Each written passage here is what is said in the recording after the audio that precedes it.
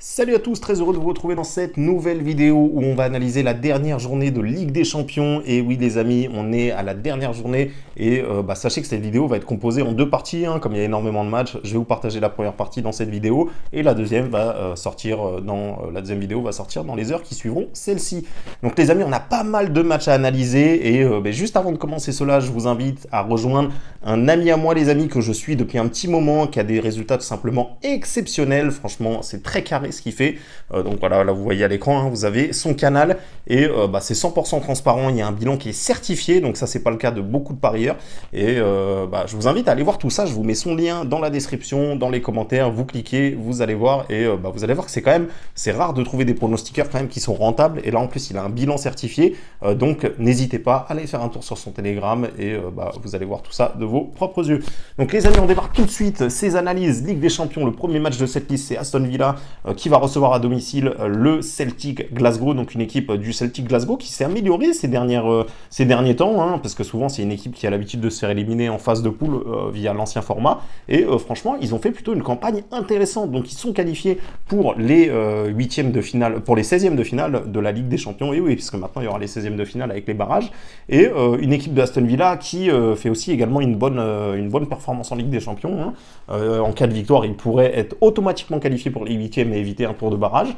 Donc Aston Villa qui aura la chance, en tout cas qui aura le public avec eux, tout simplement, la chance de recevoir dans ce dernier match, et ça peut faire grandement la différence, parce que c'est une équipe de Aston Villa qui est bien plus performant à domicile qu'à l'extérieur. D'ailleurs, ça fait quand même un petit moment qu'ils n'ont pas perdu à domicile, hein. C'est assez rare les fois où ils perdent à domicile, donc c'est quand même plutôt une bonne équipe d'Aston Villa, surtout quand on voit le championnat anglais, c'est pas facile de rester invaincu comme ça, mais une équipe d'Aston Villa qui, voilà, à domicile, pour moi, devrait dérouler. On a Aston Villa qui a un 1,52, ça peut se jouer, étant donné que voilà, le Celtic ici, ils n'ont pas grand chose à espérer, hein, ils peuvent plus revenir, ça va être très compliqué pour eux de repasser dans les 8 premiers, tout simplement. Il faudrait quand même pas mal de mauvais résultats des équipes devant, et ils sont sûrs d'être qualifiés. Donc voilà, une équipe du Celtic qui a fait mieux que les saisons précédentes et qui va se qualifier en barrage. Donc ici par contre, voilà, moi je vais rester sur du classique, je vous conseille tout simplement une victoire d'Aston Villa. Je vois bien un petit 2-0 pour les Anglais ici. Surtout qu'on a une équipe du Celtic qui, je crois, à l'extérieur a un peu plus de difficultés, hein, en Ligue des Champions. Voilà, ils ont pris que 2 points, ils ont marqué qu'un seul but, donc je ne serais pas surpris qu'ils ne marquent pas du côté d'Aston Villa, qui peut également bien défendre. Donc voilà, je ne vais pas trop m'attarder sur ce match-là. 1,52 Aston Villa, 2-0, voilà, c'est le score que je vois. Barcelone contre l'Atalanta de Bergame. Donc on a une équipe du Barça qui réalise une très très bonne Ligue des Champions, hein. Ils ont tout simplement la meilleure attaque de cette Ligue des Champions, et ils vont se déplacer face à une équipe de l'Atalanta qui a une très très bonne défense, hein. Ils ont pris que 4 petits buts depuis le début de cette compétition, donc c'est plutôt une bonne défense contre une très très bonne attaque qui va s'affronter. Moi je pense que ça peut quand même donner un match ouvert, hein, entre ces deux équipes-là. Je pense que le Barça devrait finir sur une bonne note à domicile, même si, attention, l'Atalanta a quand même besoin de gratter au moins un point, je pense, pour s'assurer une qualification directe. Et le Barça, de leur côté, ils sont sûrs d'être qualifiés dans les 8 premiers, tout simplement. Mais je pense que devant leur public, ils devraient dérouler. Moi, je vois pourquoi pas un petit 3-1 pour le Barça. Les deux équipes marquent et côté 1,40, ça peut être un pari jouable, hein. Je pense qu'on aura un match avec pas mal de buts, même si l'Atalanta défend bien. Là, ils jouent contre le Barça qui a vraiment une excellente attaque dans cette compétition, donc je pense que ça peut nous donner un match à but tout simplement. Donc ici je vous conseille les deux équipes par 40, et pourquoi pas un petit 3-1 pour le Barça. Voilà, je pense que l'Atalanta va quand même réussir à planter un petit but du côté de Barcelone. Bayer Leverkusen contre Sparta Prague maintenant. On a une équipe du Bayer Leverkusen qui est largement favori face au Sparta, ce qui est quelque part assez logique, voilà, parce que Sparta Prague c'est quand même une équipe qui est déjà sûre d'être éliminée, et de l'autre côté on a une équipe de Leverkusen qui doit quand même prendre quelque chose pour s'assurer une place dans les 8 premiers. Alors face à une équipe du Sparta, normalement ça devrait pas être trop compliqué. Moi ce que je remarque ici, c'est que le Sparta, c'est une équipe qui, à l'extérieur, a quand même du mal, hein. Ils ont pris qu'un seul point depuis le début de cette compétition. Les Leverkusen, de leur côté, à domicile, ils peuvent faire des matchs plutôt intéressants où ils prennent pas de but, hein. Ici, on voit que quand même sur leurs 5 derniers matchs à domicile, il y en a quand même 3 où ils ont réussi à ne pas prendre de but, notamment ici contre l'Inter en Ligue des Champions. Donc voilà, c'est une équipe du Bayer Leverkusen qui n'a toujours pas encaissé le moindre but à domicile dans cette phase de Ligue des Champions. Donc ça m'étonnerait que contre le Sparta, ils prennent un but. Hein. Donc ici, je vais vous conseiller tout simplement la victoire de Leverkusen combinée à les deux équipes ne marquent pas, ce qui fait quand même une cote à 1,78. Mine de rien, c'est plutôt intéressant. Leverkusen, je pense qu'ils auront quand même à cœur de terminer à domicile sans prendre de but. Hein. C'est quand même des stats qui peuvent compter. Et en plus de ça, bah, voilà, ils ont vraiment besoin de la victoire. La victoire, ça devrait être normalement qu'une simple formalité hein, face à une équipe qui ne joue plus rien. Donc voilà, Bayer Leverkusen qui gagne et qui ne prend pas de but, c'est coté à 1,78. Et moi, je vois bien un petit 3-0 pour les Allemands. D'ailleurs, on va analyser une autre équipe allemande ici, le Bayern contre le Slovan Bratislava. C'est sans doute l'un des matchs les plus déséquilibrés de cette soirée. On a une cote à 1,01 contre une cote à 46, ça peut monter à 65 sur certains books et plus. Donc voilà, ici, il n'y a vraiment aucun suspense. Moi, je vois bien le Bayern l'emporter au moins 5-0. Voilà, je pense qu'ils vont mettre quand même un gros score sur ce match-là.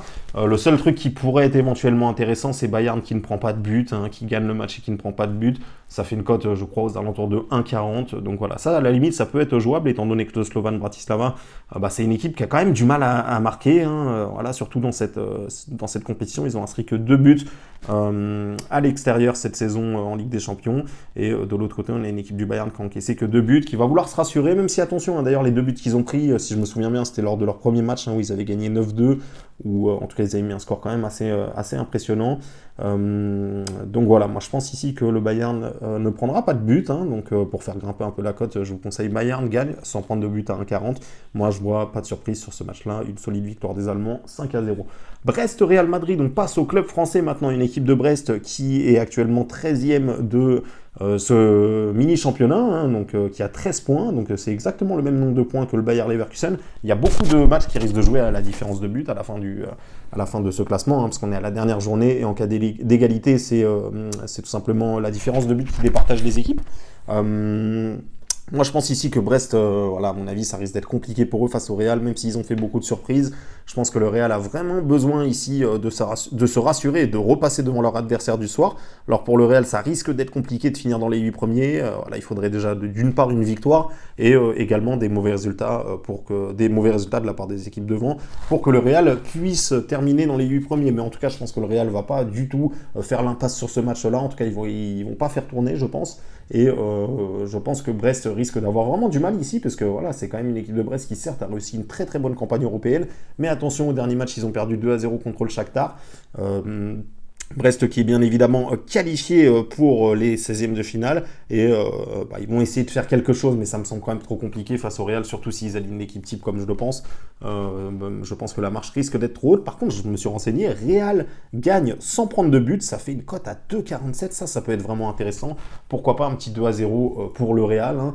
Alors on sait que le Real a déjà joué contre un club français, contre Lille, hein, où d'ailleurs ils n'ont pas obtenu un bon résultat face au LOSC, mais voilà, ici face à Brest, je pense qu'il y a quand même un écart qui est un petit peu trop important, et Real gagne sans prendre de but à 2,47, ça me semble vraiment plutôt pas mal, hein. Parce que voilà, moi j'ai du mal quand même à voir Brest faire quelque chose face au Real qui, mine de rien, quand même revient très très bien ces temps-ci avec un Mbappé qui est en grande forme. D'ailleurs, Mbappé, buteur, ça peut être le cas. On sait qu'il aime bien réussir contre Brest. Hein, il a souvent marqué contre cette équipe de Stade Brestois. Mais voilà, Real gagne sans prendre de but, 2,47, ça me paraît assez propre. Et bon, c'est un peu risqué, mais en tout cas, je pense que la cote vaut le coup là-dessus. Dynamo de Zagreb contre le Milan AC, donc attention, là on va se rapprocher des matchs à très très fort enjeu. On a une équipe de Milan qui va vouloir impérativement rester dans les 8 premiers pour éviter le tour de barrage tout simplement.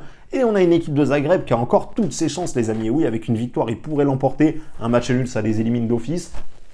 Donc bien évidemment, Zagreb va chercher à tout prix à gagner. Attention à cette équipe de Zagreb, hein. Ils sont pas si ridicules que ça, hein. Je les ai vus jouer un petit peu en Ligue des Champions. Ils ont obtenu quelques résultats intéressants. D'ailleurs, je crois qu'ils avaient accroché cette équipe de Monaco, hein. Ça me rappelle quelque chose. On avait gagné sur un match d'ailleurs contre Monaco, où ils avaient fait match nul, il me semble. Et voilà, cette équipe de Zagreb, alors au dernier match, ils ont pris 3-0 du côté d'Arsenal, ce qui est logique, même si au final, ils n'ont pas été ridicules, hein. Ils étaient menés 1-0 voilà, jusqu'à la 66e minute. Match à l'extérieur, c'est compliqué. Maintenant, du côté de Zagreb, ça peut être une toute autre histoire, surtout à voir ce que fait le Milan AC, hein, s'ils décident ou pas de jouer vraiment à fond, parce qu'ils ont quand même un gros match ce week-end, hein, si vous le voyez à l'écran, ici c'est AC Milan contre Inter, donc le derby qui est hyper important pour l'AC Milan, donc à voir s'ils font tourner, parce que là ils vont avoir un déplacement quand même du côté de Zagreb, qui peut leur prendre de la fatigue, mais moi je pense que voilà, Zagreb peut faire quelque chose ici. Je serais pas surpris que s'il y a une surprise, ça tombe sur ce match-là, étant donné qu'il y a un énorme enjeu. Zagreb doit impérativement l'emporter. Le 1N pour Zagreb est à 2,35, et pourquoi pas un petit 2-1 pour le Dynamo. qui voilà, m'a quand même assez plu dans cette compétition. J'ai trouvé qu'ils ont fait quand même des résultats pas si dégueux que ça, hein. C'est d'ailleurs pour ça qu'ils ont encore leur chance lors de ce dernier match de se qualifier. Donc à voir tout cela. Mais en tout cas, moi je pense qu'il peut y avoir une petite surprise. Le 1N est coté à 2,35 et un petit 2-1 pour Zagreb ne me surprendrait pas. Dortmund contre le Shakhtar, maintenant une équipe de Shakhtar qui vient de l'emporter contre Brest, hein. Mais voilà, ça risque quand même d'être compliqué pour le Shakhtar de se qualifier, même si mathématiquement ils ont encore leur chance, mais il faudrait quand même une avalanche il faudrait quand même beaucoup de chance pour que le Shakhtar passe. En plus de ça, ils ont une différence de but qui n'est pas forcément à leur avantage, donc moi je pense que le Shakhtar est éliminé, hein. Il faudrait vraiment un miracle pour qu'il passe, et il faudrait déjà une victoire à Dortmund, ce qui est loin d'être gagné, parce qu'attention, Dortmund ici, Dortmund ils sont 14e, hein, ils sont sûrs d'être qualifiés, mais voilà, attention quand même à cette équipe de Shakhtar. Je serais pas surpris qu'on ait un match à un but, parce que franchement Dortmund ici, on le voit, hein, c'est pas la grande forme du côté de Dortmund, ils n'ont pas gagné depuis 5 matchs. Ils ont perdu d'ailleurs au dernier match où on avait misé une victoire de Bologne, et oui, méfiez-vous les amis, comme quoi les équipes qui n'ont plus rien à jouer, qui sont déjà éliminées, ont quand même envie de bien finir devant leur public, de prendre un max de points. C'est quand même la Ligue des Champions, hein. Voilà, c'est pas la Ligue Europa ou la Conference League, là c'est quand même important pour les équipes qui ne jouent plus rien de quand même finir avec le max de points possible. Mais je pense que Dortmund ici va relever la tête tout simplement, hein. En tout cas, c'est le match idéal pour eux. Mais je pense que cette équipe de Shakhtar risque quand même de les embêter. Pourquoi pas les deux équipes marquent à 1,68 pour ceux qui veulent le tenter, et un petit 3-1 pour Dortmund ne me surprendrait pas non plus là-dessus. On va analyser maintenant le match Gérone contre Arsenal. Donc une équipe de Arsenal qui, on l'a vu, a gagné son dernier match en Ligue des Champions, qui est 3e, donc qui a fait le taf, qui est qualifié bien évidemment pour les 8e de finale de la prochaine Ligue des Champions. Une équipe de Gérone qui est déjà éliminée. Donc ici, c'est pas un match franchement où il y a beaucoup d'enjeux. Alors en fonction du classement, ça peut permettre à Arsenal d'avoir pourquoi pas le match retour à domicile. Mais voilà, moi je pense que Gérone ici, ils vont quand même aligner une équipe compétitive, je pense. Ils ont envie de bien finir en Ligue des Champions. On sait que voilà, c'est une équipe qui peut, mine de rien, embêter des grosses équipes, hein. Le PSG s'en souvient bien d'ailleurs, où ils avaient attendu la dernière seconde pour gagner contre eux. Là, cette fois, ils seront devant leur public. Pourquoi pas une petite surprise, hein, à voir si Arsenal décide ou non de jouer le jeu. C'est très important de surveiller la compo d'équipe, mais si Arsenal fait un petit peu tourner, je serais pas surpris qu'on ait une surprise, voilà, tout simplement. Donc, on a une cote de Gérone qui est à 5,44, 32 le match nul sur Betclic. Le 1N qui est coté à 2,19, 2,20 par là. Pourquoi pas une petite victoire 1-0 de Gérone, hein, qui mine de rien sait bien défendre, et pourquoi pas ils pourraient mettre un petit but et garder leur avantage. Ça leur offrirait tout simplement une victoire de prestige avant de quitter cette compétition. Donc voilà, ici aussi, s'il y a une surprise, je ne serais pas surpris que ça tombe sur ce match-là, surtout que Gérone est à domicile. Arsenal peut potentiellement faire tourner, donc à voir les compos, à surveiller, mais en tout cas, voilà, je vous conseille le 1N à 2,19, et pourquoi pas une petite victoire 1-0 de Gérone.